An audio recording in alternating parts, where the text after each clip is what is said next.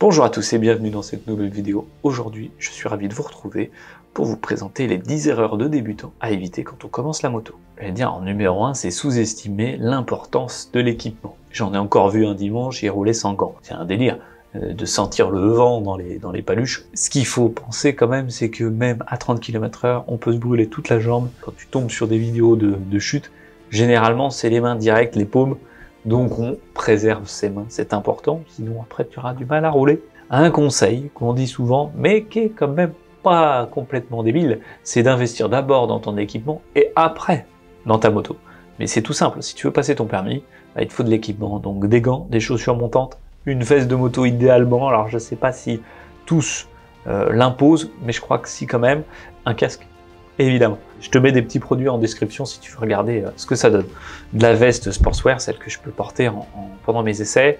Tant que tu as une dorsale, des coudières sur les hanches et sur les jeans aussi, anti-brûlure, franchement l'équipement c'est indispensable. Une vidéo dédiée qu'à l'équipement, ça vous intéresse, n'hésitez pas à me le mettre dans les commentaires, je serais ravi de produire ce genre de vidéo. Autre détail qui n'est pas des moindres, c'est le freinage.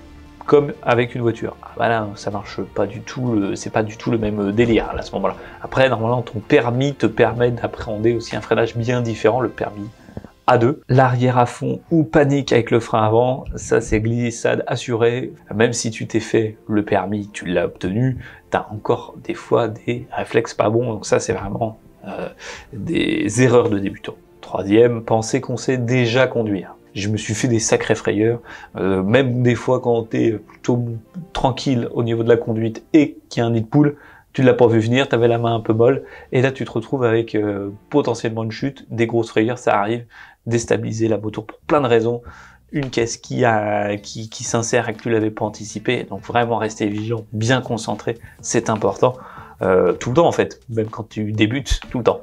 Et tout ça pour dire quand même que le permis te donne juste des bases, hein. Il te permet pas de savoir conduire et d'avoir une expérience de motard. Après, c'est bien de faire un peu d'off-road, de faire un petit peu de piste, parce que je vous avoue que ça vous rajoute, l'ayant fait, ça vous rajoute un petit peu plus d'expérience dans la conduite du deux roues, et ça peut vous aider à améliorer quelques points. Aussi, petit détail, il y a ceux qui conduisent tous les jours et ceux qui conduisent tous les dimanches, voire 2 dimanches dans le mois, sur route.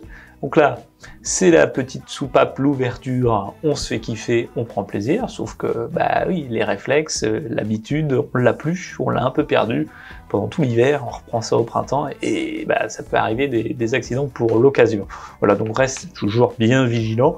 Petit 4, oublier les contrôles visuels. Bon, c'est un petit peu basique, c'est des choses qu'on te dit au permis de conduire, mais qu'on peut oublier. Franchement, c'est hyper important, surtout que je l'ai appris moi vraiment avec le temps de la conduite. Au début, non. Mais plus je roulais et par tous les temps, tout type de trajet, je me suis rendu compte que j'avais d'autres réflexes. Il faut avoir le regard bien loin, observer loin et anticiper le freinage. Observer d'abord le regard du conducteur, où il va se diriger, plutôt que le véhicule. Et ça, c'est vraiment un truc que j'ai remarqué que je faisais beaucoup plus en moto. Prendre un virage comme sur un vélo. Bon, ça, je t'apprends pas grand-chose. Le regard dans la sortie du virage, on regarde bien sa trajectoire et ça devrait bien se passer. Petit 6, mal gérer les intersections et les ronds-points. Alors, il y a plusieurs cas de figure, trop lent, trop hésitant, ou juste un peu trop zinzin et tu rentres direct dedans sans regarder les autres. Bon, il y a 2 écoles, mais c'est bien d'avoir un petit peu de confiance en soi, d'essayer de s'insérer quand même, sachant qu'en moto, c'est toujours un peu plus facile de s'insérer qu'en voiture. 7, vérifier ta pression des pneus, surtout en sortie de saison hivernale, etc. Bon, ça c'est un classique, mais même pendant t'es sorti, tu sais plus trop quand est-ce que t'es sorti, à quelle période, 15 jours, 3 semaines, des fois, petite crevaison lente, petite crevaison lente, etc. A priori, une petite idée, c'est tous les 15 jours, idéalement, si tu checkes un petit peu tes pneus. Alors, ça sert à rien après ta balade moto, de tester tes pneus, tu le fais avant de partir. Faut qu'ils soient froids, idéalement. Voilà. Petit 8, confondre route et circuit. Bon. C'est un peu bateau, c'est un peu le donneur de leçons, mais c'est un petit peu vrai quand même. C'est-à-dire que oui, je vous avoue que parfois j'ouvre grand dans mes essais moto pour avoir de la sensation. Effectivement, peut-être parce que c'est un sentiment de liberté et c'est ce qui nous fait plaisir, c'est ce qu'on aime dans la moto. Mal connaître sa moto, des basiques, hein, ne pas savoir où est le coupe-circuit, comment faire une vérification d'huile, Bon, c'est un peu basique ce que je vous dis là, mais c'est vrai que c'est des basiques, mais qui peuvent valoir le coup. C'est-à-dire qu'en voiture, on te le dit de le faire, hein. Tu sais, logiquement, comment tu regardes ton niveau d'huile, ton niveau de frein, etc. Bon, bah la même chose sur une bécane, c'est idéal, hein, c'est quand même important. Donc on check, on regarde régulièrement, comme ça, tranquille. Et on roule plus sereinement. Et la 10e et dernière erreur, c'est aller rouler sans prévenir personne.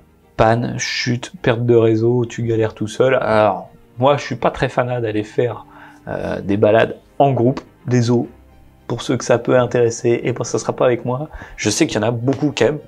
J'ai fait des jours des portes ouvertes, il y a des mecs, ils adorent ça. On sait qu'ils ont la technique, et d'ailleurs, c'est très sympa de rouler avec eux. Rouler avec ses potes, c'est cool aussi. Des fois, il y a un peu d'inconvénients, c'est-à-dire qu'en fonction de la cadence avec qui tu roules, il y en a qui sont un peu trop zinzin pour toi, et ça va te pousser à être un petit peu zinzin, ou à l'inverse, bah ils sont un peu lents et puis tu t'ennuies un peu. Bon, faut trouver un juste milieu. Et puis bah c'est pas forcément éviter le concours de kékette, quoi. Ça marche aussi pour les filles, hein.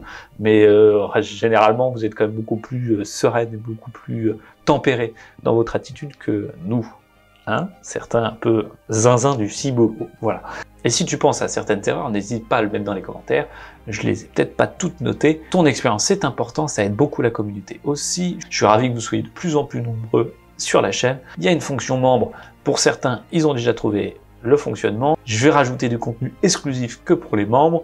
Il va y avoir vraiment des choses très particulières pour vous. Merci à tous ceux qui font déjà partie des membres. N'hésite pas, si tu veux voir des vidéos déjà exclusives, il y en a de dispo. Il y a des vidéos en avance. Il y a des essais routiers qui seront vraiment exclusifs pour vous, etc. Ça aide beaucoup à développer la chaîne. Merci, à très bientôt. On se retrouve pour un nouvel essai moto, pour un nouveau top, pour une nouvelle vidéo. Allez, ciao ciao.